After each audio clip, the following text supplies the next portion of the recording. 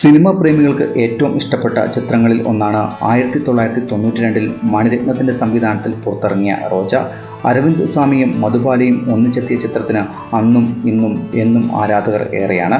ഇപ്പോഴത്തെ ചിത്രം വീണ്ടും വാർത്തകളിൽ ഇടം പിടിച്ചിരിക്കുകയാണ്. ചിത്രം റിലീസ് ചെയ്ത് 33 വർഷങ്ങൾക്ക് ശേഷം റോജയിലെ ഹിറ്റ് ഗാനത്തിന്റെ ആദ്യ വരി ടൈറ്റിലായി സ്വീകരിച്ചുകൊണ്ട് മലയാളത്തിൽ ഒരു സിനിമ വരുന്നു.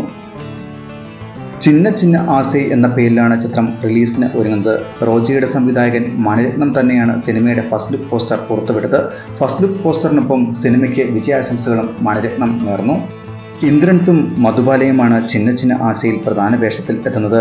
നീണ്ട ഇടവേളകൾക്ക് ശേഷം ഈ ചിത്രത്തിലൂടെയാണ് മധുബാല മലയാളത്തിൽ ശക്തമായ കേന്ദ്ര കഥാപാത്രത്തിൽ എത്തുന്നത്. വാരണസിയിലാണ് ചിത്രം പൂർണ്ണമായും ചിത്രീകരിച്ചിരിക്കുന്നത്.